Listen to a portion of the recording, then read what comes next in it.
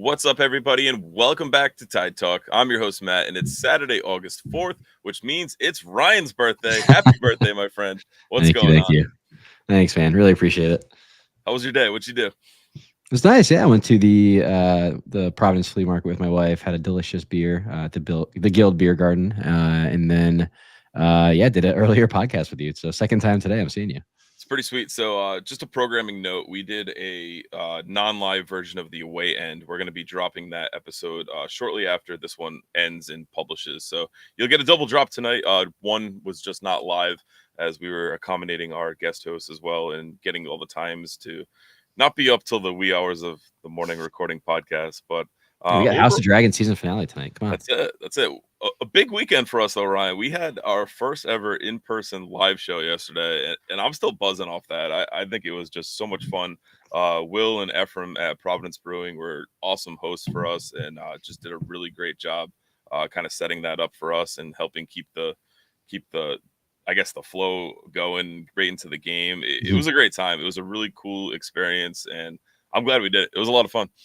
Totally awesome space they have there. They have delicious beer, which I am currently drinking as we do this. And it just felt so welcoming, like such a little family there. The game was fun to watch at Providence Brewing. So yeah, definitely want to go back, which I don't know if we want to just go right to it. Yeah, let's do it. So they asked us, we got thumbs up, Facebook reactions going on here. Absolutely love it. We got a lot of happy birthday Ryans in the chat. Thank you. But right when we were kind of leaving and the game was over, we were talking to Will, one of the partners at the brewery, and Ephraim, the head brewer and owner, and they wanted us to come back Wednesday. So we're going to be back at Providence Brewing Wednesday. We'll be doing our live show. So it's a little bit different than our normal shtick, if you will. It's a little pregame lead-in, kind of previewing the opponent. So you'll get our preview with bets shortly after this episode drops, and then you'll get a little bit different preview about a half an hour ahead of that as we'll go live from Providence Brewing at 6:30 p.m. So if you could join us and hang around and watch the match after, that'd be great. It's the club's official watch party as well there too. So hopefully Chip will be there, and I know they bring a player or two every now and then, but we're looking forward to it. One of the big quotes that stuck with me from Will and from Ephraim was, "You guys have a home here." So they were happy to have us. We had a pretty good crowd there too, and there was a really good crowd for the game. Just overall a really fun day, and excited to go back and do it again. Absolutely. And yeah, if you did want to check out, maybe get a little preview of what that kind of content might be compared to others, we do have the live show up. We streamed it live on YouTube. It is on our YouTube channel as always. It's super excited. It was a really cool day. Definitely a different experience for us. Weird to do it in person, quite frankly. Right. But yeah, I thought we had a really good time there. It was weird not having this little screen divider. But it was cool. Safety zone. We weren't on. I kept creeping closer and closer to me on the couch. So we were not on a black leather couch either. So I guess that's worth noting. But I made that joke. We got there and immediately Matt made that joke. Damn it. But one cool thing from that is there's a really special Club Collector code for that one. So if you are on the Club Collector app, if you're not already using it, go check out the website first of all, because Craig just does awesome work with it. If you are. Or if you're not, I'm sorry, to get yourself started, enter the code Tide Talk, all one word. That'll get you a pack into your collection today. And then go watch our live show from Providence Brewing. And there's an exclusive code to get you a plethora of packs and really get your collection started. I know your brother joined yesterday at the brewery, right? And he did well too. He beat me. Perfect. Beat last week's champ. That's pretty good. So there's some really cool things in there to get you started as well. And I think we'll be extending that code or coming up with something to further that and get you a little bit more, because we're going live again, and definitely really excited about that. Yeah, I'm laughing at this comment here from Jason. Congrats on being Nostradamus, talking about Clay. I didn't play Clay. That's the big problem here. So I was not Nostradamus to myself. But I wish I did. We'll get to that, but what an absolute banger from Clay, as always. Always. We'll definitely relive that and that goal as well throughout this one. But and then just one note too, Evan here had not sure about the mics at the brewery. We did have a mic set up. Unfortunately, there was just a mishap with the tech setup that we have figured out for next Wednesday. So hopefully, we love if you joined us there, but if you can't, we will be able to have hopefully a better mic situation going. We're gonna reconfigure our setup and where we were, so we'll be in a different corner, and that'll allow us to be on the brewery's overhead speaker as well too. Versus we were just kind of doing it from a mobile mic as well. But that's it. Let's crack a beer. You got yours ready. I got an extra one just to do this part. I got Best Coast from Providence Brewing, so they hooked us up really nice. They got some awesome. So excited to get started on this one. Let's dive in. But just remember, each of our episodes is available on YouTube. So if you are watching now, please take a second to subscribe to the channel and click the like button on this video. We're also live on Facebook. So if you're watching on Facebook, hit us with a like as well. And then you can go find us on your favorite podcast applications like Spotify and Apple Podcasts. And if you listen on one of those, we'd really appreciate it if you leave us a 5-star rating and a short review. It just helps more people find our podcast. So let's dive into this one. It was an unchanged 11. Koke Vegas in goal. The back line of Turnbull, Stoneman, Yao, Nodarse, and Quazera with the wingbacks. Ibarra, Holstad, Fuson making up that midfield trio with Chico and JJ Williams up top. We reacted to this live as we read it, and we were pretty excited to see that. No big surprise for us there. No, I think the only two questions that we both had going into it was, number one, is JJ Williams going to be healthy enough to play? He's in there. He looked fine. I think we all felt pretty good about that ahead of time. And then the second big question was, will Zachary Harival get his first start for the club? Yeah, and I think it's coming. I think Wednesday we could see it. I said it at the brewery, but I wouldn't be surprised if we don't. I wouldn't be surprised if it's still unchanged, but I could see a little bit of rotation ahead of Hartford, just looking at Indy's form. And if you subscribe and listen and catch that next episode and catch Betts' reaction, Indy's in a little bit of trouble. So I could see a little bit of rotation going on with the squad to really go out and do a big bang for the Derby. Yeah, not to spoil the OAN, but very interesting episode if you compare it to the first time we talked to Betts and his feelings about the club. So yeah, definitely tune into that. Check out the one beforehand. They are a very interesting 1-2 punch there. For sure. There were no bodies exhumed in the making of that episode. I will warn you for that this time. But I'll never get over that. wild times here at Tide Talk. Overall, Detroit City really started out on the front foot. The alarm bells kind of came early and often, and I think the biggest one was in the 3rd minute, which ball was played over the top, and Koke made his best save of the match and an absolutely outstanding save. So let's take a look at that and look at the lead up to what went wrong during that one. They're going to find ways to be creative when they get to the final third. That's a great ball there. Yazid Matthews leads it over. A no, denied. Esmalella above the bar. So just a great diving save by Koke, but it seems to me that a lot of these balls over the top that get us in trouble are the ones that come between Yao and Nodarse. It was kind of caught in between, but we talk about the defense getting stretched too thin, stretched a little bit too far out wide, but it always seems to me, for at least, that it's come between those two. And it's kind of a common trend that we're seeing. Yeah, and I think one thing, and this has come up a couple times over the past month, where obviously Frank has been playing like absolutely tremendously. We've talked about his growth and about how he's been such a big contributor to how this team has grown. But I find his recovery runs sometimes to be a little lackadaisical. So his man is the one who gets that initial shot off because he just is kind of jogging lightly behind him and is not really busting his ass to get back there with the guy. We know he has the speed to do it, but sometimes it seems like he's like, all right, yeah, people can sweep it up behind me, no big deal. And his guy is the one who's getting through on goal there. So really frustrating because I think he's one of those players. He has all the tools to be really, really great. And it's just some things like that where I'm like, that's what's holding you back from being just like elite. Right. And I think the Yao is the total opposite of that. Yes. He's very reactionary. He's very pouncy. He always steps towards the ball, whereas Frank's a little bit more, I don't know if lackadaisical, like, if that's the word, or passive with his tracking back and running at it. But then, like I said, those balls have been coming between those two. But Grant Stoneman, who's a wily vet, is back in the lineup, and you don't see that happening on his side because he's positioning himself a little bit better. I think the positioning is something that this back line has struggled with all season and continues to be an area of concern for this team.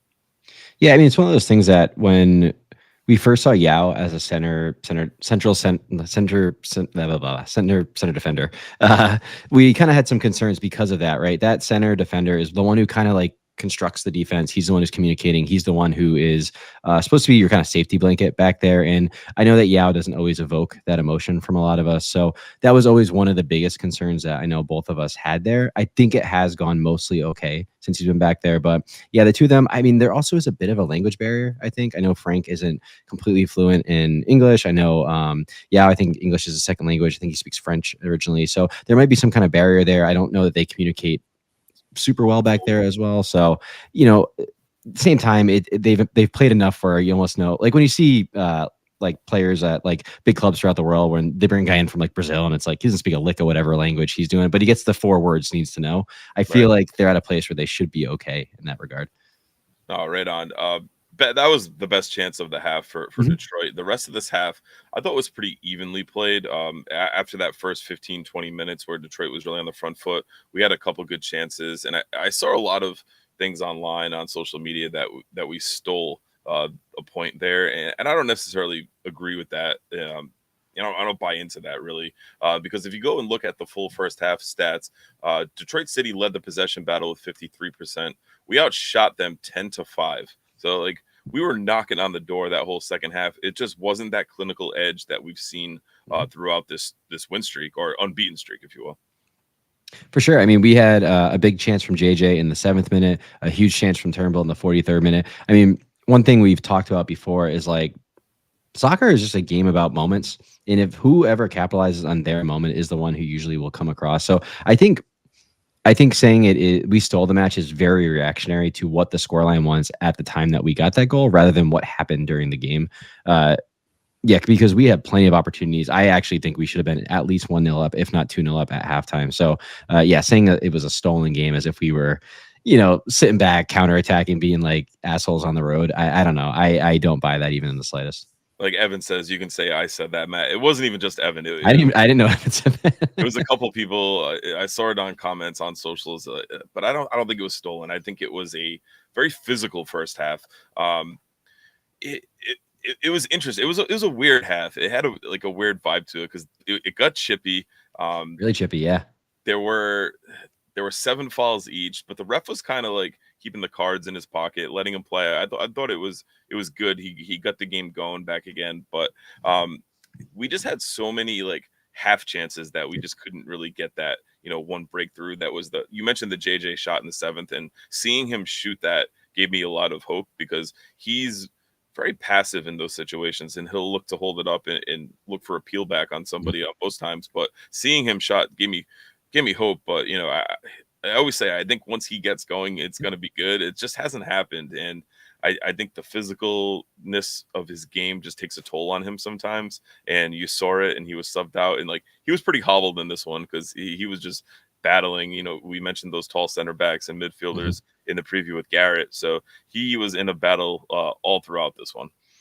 For sure. And I think the one that I truly think was like the chance that we missed was the Turnbull one when he's 1-on-1 with the keeper. Great pass by Noah to get him through. And he just, instead of trying to like get a little ball and chip, yeah, he tried to get a little too good. I actually think he could have rounded the keeper. You said that to me immediately when it happened, but he kind of almost got his foot just the wrong angle. And instead of chipping it directly over, he chipped it like over the side of his leg. So I think that's the one that of all of them I would want back for this team. I thought Turnbull had a really interesting half. He was kind of left alone like a ton. And there's so many moments I was watching, like even just the little replays that you get on like the USL feed of him just like standing there, both arms over his head being like, hit me, hit me, hit me. To be clear, I don't think either of those times a person could actually get it over to him, but they were really leaving him free. And I thought that was an opportunity we could have really utilized to our advantage a bit more. Yeah, for sure. 49 total touches for him. And I think, like you mentioned, it could have been a lot higher. He did a 7.1 on FOTMOB, and 3 shots for him is pretty aggressive for him in his style. Usually he's looking to cross it in. So, him getting a little bit more into the box and getting a little bit more central, I think his positioning allowed for him to shoot a little bit more. Yeah, I think a lot of our play went up the left-hand side in this match, which allowed him to tuck in a bit. And he was more running through that half space we talk about rather than directly on the wing. So, yeah, again, I really thought the underlapping around there. I thought he really could have been utilized a bit more. I thought we could have been a little bit more balanced on which side we were going towards. But, yeah, maybe there was something that the team saw in preparation for the game that they really wanted to attack on that left side, because we can't say that we didn't have chances in that first half.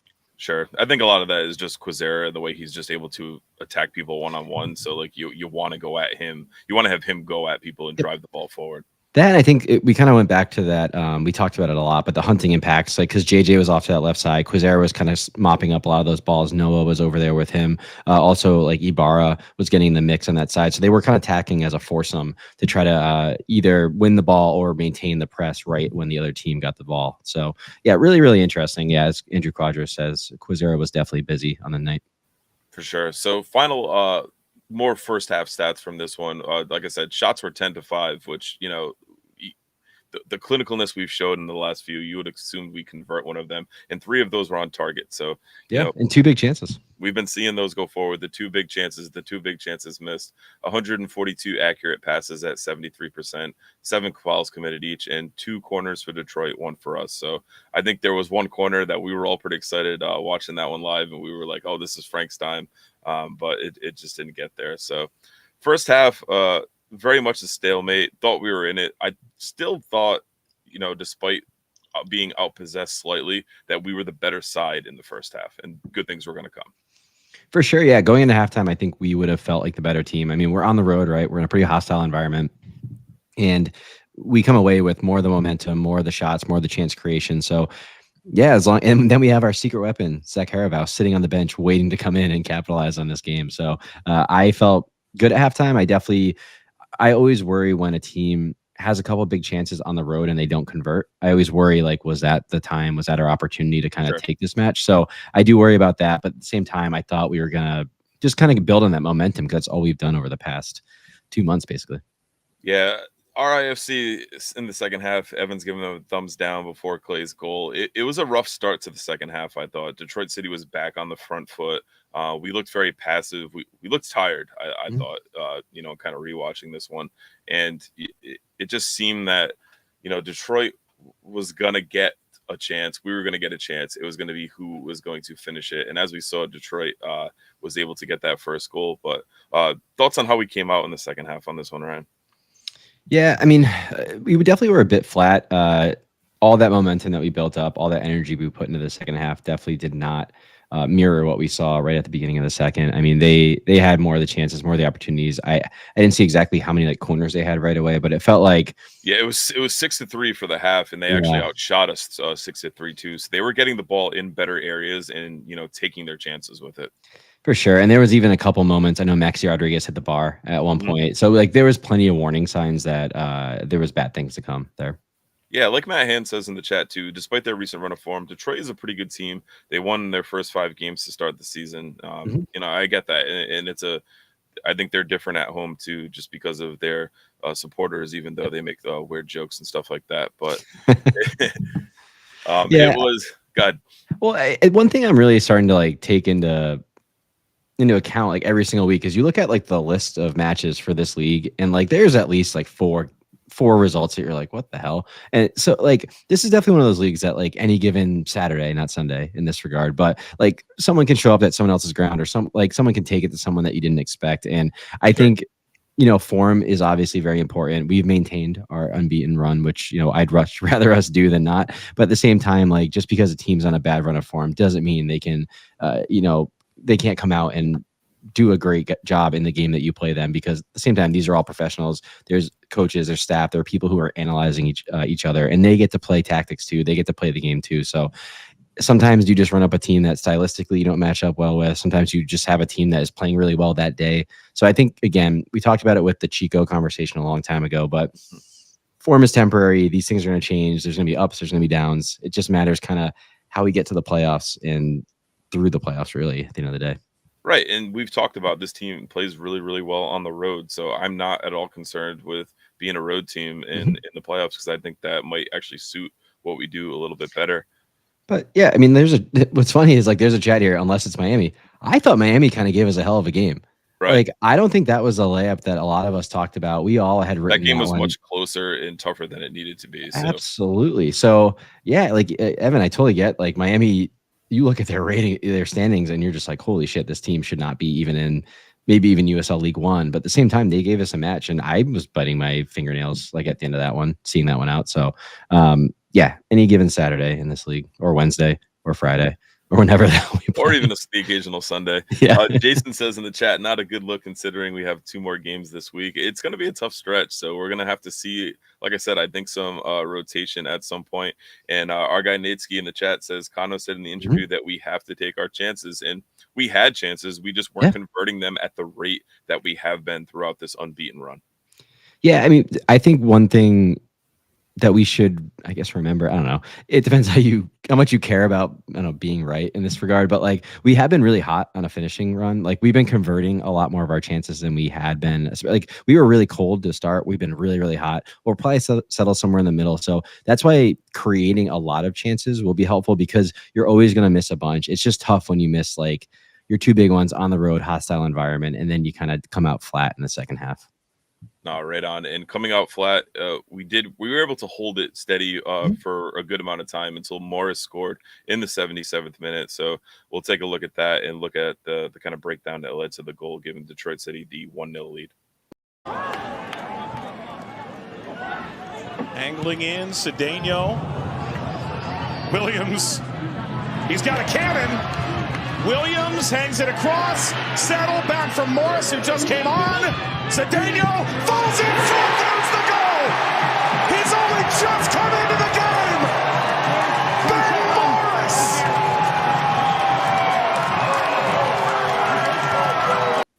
So you look at before that, and I know there was a little ping pong and tussle that led, a couple deflections that led to the ball falling at Morris's feet and him slotting it home. But when the ball was out wide, we had 5 to 6 players out in that corner chasing it out wide. And that leads to, some midfielders kind of marking at the edge of the box. Then it gets pinged in, unable to clear the ball, finally finds an offensive player who's able to strike it home. So kind of a calamity of errors of getting stretched I won't say too thin, but too wide, which is, again, a common theme with this back line. And then just the inability to clear the ball and a couple of deflections and a good finish. Yeah, I mean, I want to start really quickly with how dare that guy steal Clay Holstad's celebration. You can't do like the home run swing when you did like a little doink from like the 6-yard box, man. Like Clay did that one when he shot it from the parking lot. So please, like, cease and desist on that celebration. But yeah, I mean, when I counted it when I rewatched that play, there was 9 RFC players around the ball in the box when he scored. There was only 3, maybe 4 if you want to count Detroit players around. Just a lot of people standing there doing a whole lot of nothing. And then Yao is one-on-one and kind of whiffs on the block. So and he was sitting further back off from there, so like he was never going to get there to fully block it and defend the play. It was weird. It was a lot of people have said the exact same thing I'm thinking. It was just very passive, very weird. Like it was a lot of people hanging around, but no one. It was almost as if everyone was like, "Yeah, you go get it, man. Yeah, you go get the ball. You go do it." And it just was like. It was very early RIFC, like just I hate that like every time something goes wrong, I'm gonna say, yeah, that was the beginning of the year, us. But at the same time, it really looked like a lot of the stuff we used to see but at the same time, this one was like it was, instead of it people almost being over aggressive, it was like the lack of aggression, and I don't know, it was just a really gross goal to give up, especially at that time of the match. I think, like you said, it was people thinking like, oh, somebody else will clear it. There's enough bodies there to clear it. And there certainly were enough bodies. Like you mentioned, it was like 9 to 4 bodies in the box on that, but just too passive and just couldn't get it home. But I think after that goal, we did see this team kind of flip the switch a little bit. And what's that? Say that again. I said it woke us up big time. Yeah. We were able to, the second half stats, we outpossessed them 56 to 44. And I think a lot of that came late. We were outshot 6 to 3, each team with 1 on target, 1 big chance each, and 9 fouls for us, 6 for them, 6 corners to 3. So it was a more even match when second half when you look at it in stat comparison to the first half. But one big takeaway is this team doesn't quit. And we've seen that of late, and another stoppage time goal, which is pretty wild to see. And it's from our guy, Clay Holstad, who only scores bangers. And Clay was able to level it in the 90-plus third with this absolute rocket. So let's take a look at this. Ball blasted in front. There's the equalizer. Oh, wow, what a goal. Holstad. Oh, that is a banger for Rhode Island. 1-1 in stoppage time. And Rhode Island's 7-game unbeaten run may remain intact. talked about the tactical change for Connell Smith. Holstead will play on the right-hand side. Can ping a ball. Both feet, no problem. As he comes horizontally, no one for Detroit City has the ability to close out in the space. So the sweet left foot there. I had to let it play the full highlight just so you Yes. could watch it like 3 or 4 times. But there's 3 Detroit City defenders that back off him. One puts in a half-ass challenge. One of them doesn't even step up to challenge him. You give Clay a 1.5 yards to 2 yards of space or whatever else they gave him. He's going to hit those bangers. And like we got Matt in the chat saying Kano called it his sideline interview. We're going to get a chance, needed to take it. That was shortly ahead of that goal, and he certainly did. Kano Stradamus I see in there as well. So there's just some really good things that happened there, and Clay with just absolute outstanding finish. I mean, I have to bring up Sarah's comment here. Go that ahead, goal had some BDE because that was Clay putting on his cape and just saying, "Screw this, Get on my back." Yeah, we are taking at least a point home here." And yeah, I mean, we can't. I don't know how much more we can say about Clay. Like, he has been the man this season. He's been our guy, and like, he also wished me a happy birthday today, which was extremely kind of him to do after scoring such a banger of a goal last night. But yeah, I mean, seeing him cut in, I thought the change to put him and Noah on the wings when King and McGlynn came on originally was like very interesting. I don't know that I loved it right away, but yeah, because we were still kind of chasing the game at that point. For sure. But like I mentioned, after that goal, it's kind of what changed things, Mm-hmm. and that tactical switch was what got us on the 4 foot so late in this game.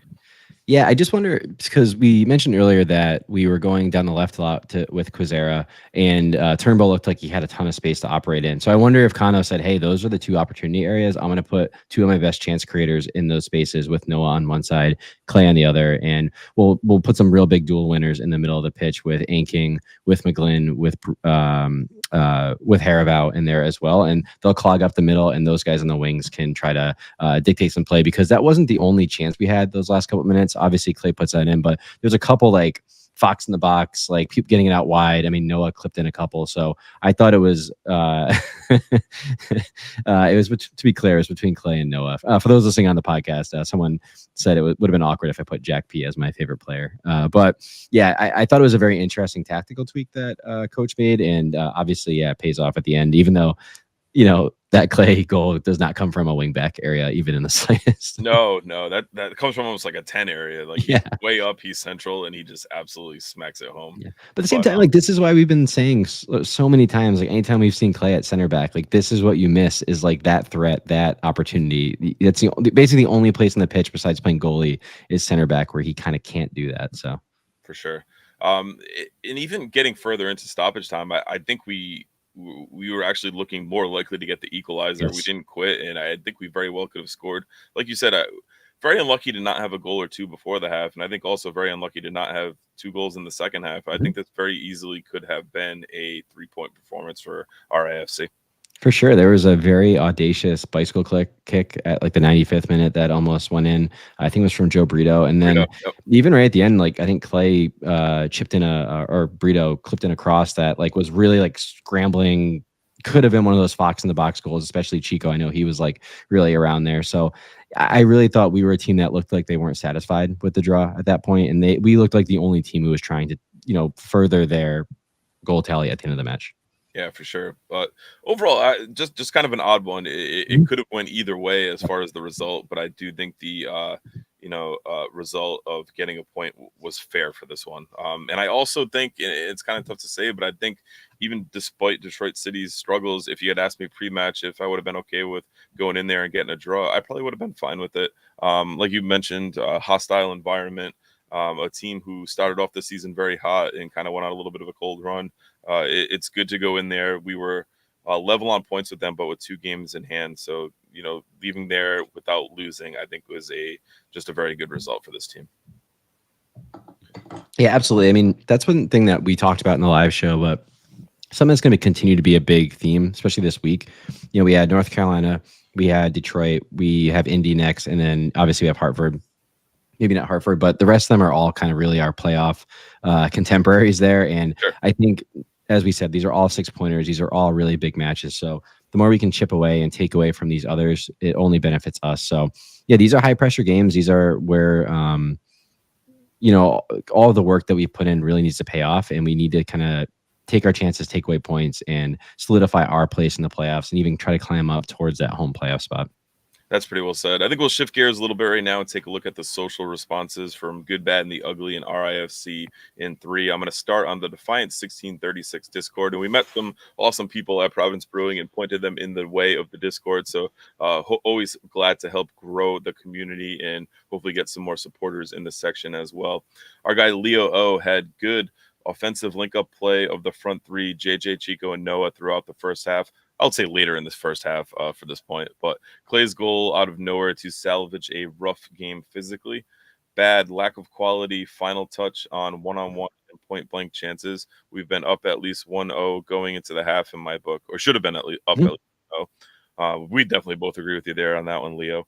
Allowing dominant momentum to dissipate again after the half. Bad bounces leading to dangerous defensive situations in the Morris goal, despite this being one of the generally cleaner defensive performances of recent weeks. Ugly was Isaac's injury, and I know that came up in the chat. We don't really know anything there. He was subbed off after a non-contact fall just 7 minutes into his shift, and it's been interesting because we haven't seen him, utilized off the bench much lately because of us actually taking care of business and him being more of an attacking sub, if you will, on the game. So definitely something to keep an eye on. I think he's a player that we can definitely use and benefit from down the stretch, who can give us some valuable minutes. So hoping he's okay.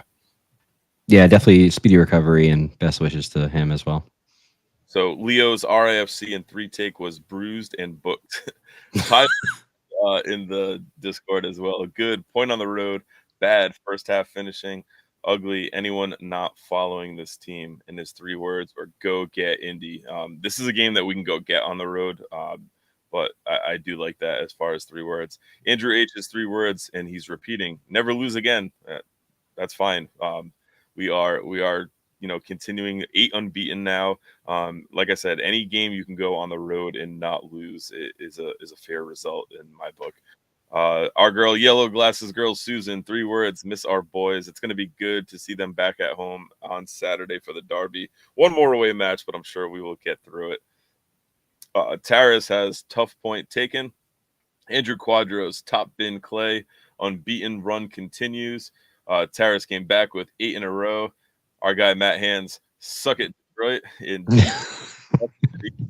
So he's really, really vocalizing his opinions there. Always good to hear from Matt. Joe Perrin, 3, bigger rivalry going. So I wanted to address this one with you, Ryan. So obviously Hartford is the Derby. It's a local opponent. But due to kind of the Twitter keyboard warriors that we saw after the Detroit home match and the misconjugation of a word or wrong letter interpreting it there. There's been a lot of back and forth between RIFC fans and Detroit City fans on the socials. They had pins made about the size of penises, but they are an interesting supporters group. They're not all bad. Garrett's a good dude. We like talking to him, but this rivalry on and off the pitch is seemingly growing at a faster rate than any other with team that we've played so far. Yeah, for sure. I mean, a team is confident when they're making dick jokes and with pins. So, but yeah, same time, like that's one thing I know that there was some pushback when we were going so hard in the Hartford Derby because everyone was like, let it grow naturally. Something will come up. And I think there's a couple like other fun, I don't want to, maybe not rivalries, but really fun matchups brewing. I think Detroit's a really fun one. I think Louisville, us being kind of their boogeyman, I think is a really fun narrative. So, yeah, a lot of these things maybe are more narratives, not rivalries, like what Evan's saying in the chat. I think you can call it a rivalry though, because they are conference opponents. So yeah, right. Like the Patriots were rivals with Indy forever, and that's nothing to do with the Derby. That's weird. So yeah, I mean these things will brew. I will build and brew. I think there's plenty that'll come up. We know that the best rivalries are made in the playoffs, so hopefully we get there, and then we can really have some fun with whether it's Detroit or some other team that we can really have fun with. Coach Almeida on Facebook saying, great, we have football with Bills fans and dildos and now Detroit with penis pins. just wild what people do. But I'll be honest, I thought it was funny as hell. I thought it was funny. I thought it was clever artwork Yeah. with the twist on the logo. But, Well, especially with why they did it, I thought was also interesting. It was kind of like a weird protest, like against some of the rules that were put in place by CBS. So yeah, just in general, very funny. I think they're actually very creative. I know there's that one scuffle with a bad Duolingo subscription, but what are you going to do there? I did like the pin with the cat and the CBS logo. I think that was their better one. So if you didn't see that in the Northern Guard's original post, that one is definitely. But also their tifo to start the game, I thought the make your own luck thing, I thought that was sick too. Yeah. I would love to see more stuff like that as we get into Tidewater with like kind of the infrastructure to do stuff like that. So sure. And a few people kind of agreed with the rivalry point. Andrew Quadros in the Discord said, feeling like this is developing into a natural rivalry. And like you said, that, letting stuff develop and things will happen on the pitch. Even on the pitch, it was getting really, really chippy. Very physical. Mm-hmm. Taris added Detroit seems like a much bigger rivalry. They can take Clay Holstad's chodes in their foreheads. Kevin said, I fucking hate them. The worst part about Detroit is I don't even think they are that good. I think they're a solid team. I think they offer a decent attacking threat. They're physical as all hell. But Matt Hands kind of cleaned up with that one and said they keep changing the way they play from game to game. Yep. And I think that's a really good take on Detroit's season so far and, kind of where they've been. But that hot start is what's kind of kept them afloat and high up the table. Raphael said in it, honestly, I feel like I hate Detroit as much as I hate Hartford. Some people said slightly less than Hartford. They're easy to hate. So it's a lot of debate on that take in there in the Discord. So that was fun to read. That was fun to see. And if you're kind of wondering what I'm talking about with all that, we always post our post-match stuff on all of our socials, as well as in our Tide Talk channel on the Defiance Discord. So if you're not in the Defiance Discord, it is in our link tree. Go join it and just interact with all the supporters as well.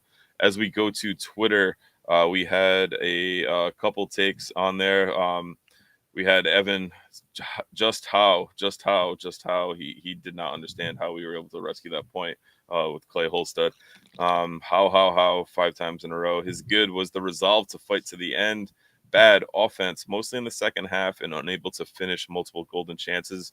And ugly defense on the Detroit goal. I think a lot of those golden chances actually came in the first half, and I think that's what could have given us more of a security blanket or bigger cushion going into late in this one. And our guy Matt Hands had his good as Providence Brewing watch party. His bad was second half up until our goal, and his ugly was the DCFC supporters. No further comment needed on that one. Like I said, the rivalry is developing. Whether you want to call it that, you want to just call it kind of, just two teams that are starting to dislike each other. There is something brewing there, and I think it is worth noting and having that conversation. On Facebook, Jason Demers said, love how Ryan was talking about it before the game. Beautiful goal, Clay. Ryan should have taken his own advice and started Clay in his club collector. Mike Howard said his good was setting up huge moments. Bad were sloppy passes. It was hot. I get it. Ugly, having 3 times as many guys in the box during that mess of a Detroit goal. You talked about it. We talked about it. There were just so many guys there, and that goal was very, very preventable, at least in my eyes. And I know you agreed with that as well, Ryan. RIFC in 3 from Facebook. Mike Howard said the Alabama Slammer. That's good. Coach Almeida said exactly as I called it during the last episode of Tide Talk, 1-1 draw. So I guess someone owes me a beer. Hey, if you come by Providence Brewing on Wednesday night, we'll be happy to get you one. If not, we'll get Great plug. We'll get you at the tailgate. This guy's a professional, folks. I tried. Professional drinker, I guess. But he also said, just kidding. A point is a point. Streak is still alive. Good job, boys. And Jason Demers added, gotta love Clay. So we had a lot of responses on our socials for this one. So thank you to everyone who took a second to write in and get us in there, whether it was the Discord or on our socials. And if you didn't get yours in, we post them after every match. So just be on the lookout post match, and we'll have it in there as well. But overall, like I said, this one just kind of had a weird vibe to it for me. But I think we had enough chances to win, to capitalize, and we just weren't able to do it. Yeah, I don't think any team ever really found their rhythm in this one, and it really felt disjointed. It was one of those games that you might hear people call it like a basketball match, where it was kind of end to end. There was no real settled possession. Neither team really kind of put their foot in the ball and said, "Hey, I'm gonna keep it for a bit. I'm gonna create something." It was just really a lot of just chaos, a lot of physicality, and no consistent team who looked like they were going to be the victors the entire time. So. For sure. I know we also talked about it, and I talked about it with Garrett in the preview, that Herval could come in and be the difference maker. And this was, again, the earliest he was subbed on. Obviously didn't have that impact that he's had the last couple of matches. But are you reading into him coming in for Ibarra at the half as, him potentially starting and getting a full shift on Wednesday? Or was it, did you see that more as a tactical shift?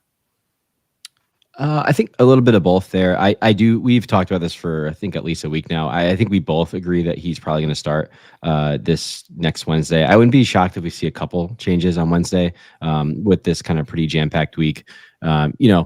Everyone always talks about the players and how much load it is on them for these short weeks. No one ever talks about the podcasters, how many podcasts we're about to do this week. My vocal cords are going to be fried. But at the same time, I think he should get a goal. The same time, I mean, he's been such a weapon off the bench. I mean, and I don't know that Ibarra's had. I mean, the thing with Ibarra, he's always been kind of the underrated garbage man performer, where he's just kind of doing all the little things for the team. So I think when we're kind of chasing a game, so I was trying to make a breakthrough, bringing him in, especially what he's done so far, makes. Don't forget the bloggers too. Matt Hans's hands are gonna probably fall off, and shout out to Matt Hans, Patrick, Timmy Scalafini, Andrew Quadros, all the bloggers for Tide Talk. Love you all. And TideTalkRI.com if you would rather not listen to us two blab on about this stuff and want to read about it instead. For sure. Andrew Quadros mentions in the chat, Indy is a more important game for the standings than Hartford. Just saying, be careful. People might attack you for that opinion. It is more of that, Ryan being a stat guy, and Andrew, I know you're a numbers guy. We'll say that it's all games. You can call us nerds. It's fine. All games are 6-point games, but when your proximity in the table is so close, this is definitely a 6-point game, as much of these have been of late. So I do agree with you. I think that Indy game is a much bigger game for the standings as well. And I do think it's one that we can also get. So hopefully after Saturday, we're looking at a 10-game unbeaten run. I think that would be the biggest thing for us. Is worth noting, as you look at the substitutions, by the 77th minute of this match, we had seen Ibarra, Quezera, Williams, and Turnbull all subbed out. So 4 pretty, pertinent players to this team and key cogs in the wheel. That is a little more rotation than we've seen from Kano in the past. And I think that, kind of shows that he knows these next 2 games are very important, with, one just kind of being the standing proximity again, and the other being the derby.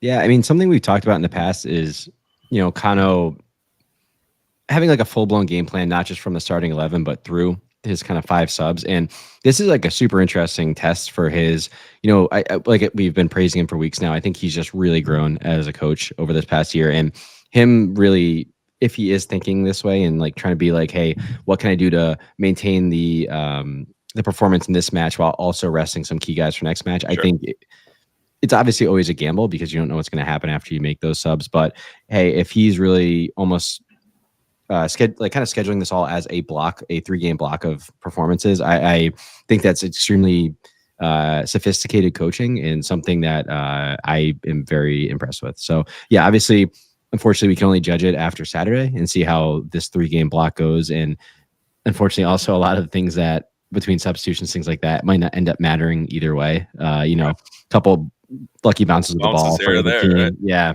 I think looking at it as a 3-game block is very good. And I think if you're able to get 7 points out of this 3-game block, it's absolutely outstanding. And, 2 wins and a draw from that block would be absolutely perfect in staying unbeaten. If you look at either one of the next, 2, and if they go down as a draw and you're looking at 5, it's not as impressive. It's still not bad considering one's a derby, but I think 7 is an absolutely outstanding point total for this one. Yeah, I think it is interesting that if you kind of go in and look at like the rest of the matches and where do we think we're going to pick up points, and almost if you like hid the sequencing of the games and just been like, okay, this is the game I think we get this. I don't know if we'd be as upset about 5. I think I think we would have considered both Indy and Detroit away as like some really tough games for us to get a point on the road. Obviously Hartford we're always going to want to beat, especially at home, but I don't know if we would have been as upset about 5 before we went on this run. I mean, we were struggling to get even a point a week at one point. Right. Hello, Kevin. While I would also be disappointed at this stage because of the progress this team has shown, I don't know that if you would have asked us 2 months ago to fill out a form that said what point totals do we think we would have taken from these games, we would have said 7 or even higher there. Right. And you look at the way Detroit started the season, even Indy in the same spot. And I think we would have hoped for at least a draw versus Hartford. But I think, earlier on this season, we're probably predicting 3 to 4 points for this stretch, tops. And that would be on a good result. So the fact that the tides have shifted and the tides have changed is a really good thing. To your point, just to really, because I think that's so good. It's just it just already shows the level of expectation is already rising with how the performances have been. So it's a good problem to have because we're all so excited and so confident in this team right now when, again, 2 months ago, like you said, maybe we would have said 3 and that could have come with either a lucky win, which might have been our second ever, or a couple of draws, obviously. So I like that we have these expectations for this team now. And I think the team also has the same expectations in the locker room. So definitely very exciting time. And hey, 2 more games to go this week in this tough stretch. And I do believe the boys can do it. Also worth noting before we kind of wrap things up and put a pin in this one, we are 3 draws away from tying the record. Do you think we do it? That's the real crown, baby. Over under, do we tie or do we break it? Well, here's my pushback on this whole on the chat on everybody is everyone's saying we need 7 points. Do you guys want the draw title or what? Because that means if we get 3 points this week, we're moving towards our goal. That's the real goal for this team. But no, I think we could. The way that we play, we're just super stingy. We never say die. I think we will happily claw back to get that draw when we're down. I think we haven't shown as much of letting up and getting that decisive goal back. So I think we will. I think we could see a couple of scrappy ones. I could see something like Charleston on the road being a great point. I could see we have a couple of tough Western Conference games. Loudon's gonna be interesting. I don't know anything about them. I don't know how we haven't talked about them yet. We still have 2 games against them this year, but I could see there's also a couple of West Coast teams or Western Conference teams that we need to play that are gonna be a little tougher draws. So I think there's a lot of games at midnight. Yeah, so there's gonna be a lot of interesting matches. Same time, I hope we win them all, and I hope we don't get that title because we end up marching up to the second place in the standings. But definitely doable. I mean, we're right there. For sure. As I mentioned in the opener for this one, as soon as we end with this, I'll be uploading the video with bets from the Cue the Smoke in the 11 podcast. So if you didn't get your fix from this 45-minute or so episode, you can roll right into it and get your preview that'll come out next, and then it'll follow along in the podcast sequence as well. So you'll have both episodes to check out if you catching this one late and you want to restart it, and then you can get that other one. So be on the lookout for that. It'll be out. If not, catch it tomorrow morning. It'll be on the podcast app platforms as well. So happy birthday again, my friend. Congratulations, because I think we did a solid job on the live social. We can pat ourselves on the back for that one. And excited to do it again. As I mentioned, we'll be back at Providence Brewing on Wednesday. 6:30 we're gonna go live. We're gonna do another lead-in episode, so a little bit different than our normal stuff, but hopefully we'll have some good content for you that you like, and it'll be live streamed again and available on the podcast. But if you listen only to the podcast, that's one that you really should go check out on the YouTube. Ryan did some awesome slides in preparation for that, so it's visually appealing because the slides are the highlight of it, and Ryan and I are sitting on a couch together in a very small rectangle in the bottom corner of the screen, so you don't have to look at us through too much throughout that one. So one last thing from the chat. Coach Almeida says, I honestly think the guys can do it. Both teams, they have played on 1 loss and the other are tied, so RIFC has an advantage on both teams. So I do think 6 points is definitely doable, and I hope to see it happen as well. For sure. And don't take my a draw would be nice on paper. I definitely think we should win this match. I'll give my score prediction at the live show, but both these matches, looking at them, where those teams are, where our form is, those are both winnable games. And I think Detroit was a winnable game with what happened on the pitch. It's just that the moments didn't break our way. Hopefully Indy and then Hartford they do. So I am extremely on the same page as you, Coach. I think we can win them both for sure. Awesome. Any final thoughts you want to get out there, Ryan, before we sign off? I'm going to do the same thing as Coach. I'm going to have 2 beers after this as well. That's it. I just cracked this one for this episode, so we'll be good. And I got to do some editing, so we'll be good to go as well. But that'll wrap things up for this one. Remember, Tide Talk is more than just a podcast. You can find us on Twitter, Instagram, and Facebook for daily social media content. Click that link in this episode description to follow all of our accounts. I've been your host, Matt. For Ryan, thanks again for joining. Come hang with us on Wednesday at Providence Brewing. It's the club's official watch party as well. If you can, we'd love to see you there. If not, we'll see you next time. And as always, up the tide. Up the tide and up Providence Brewing.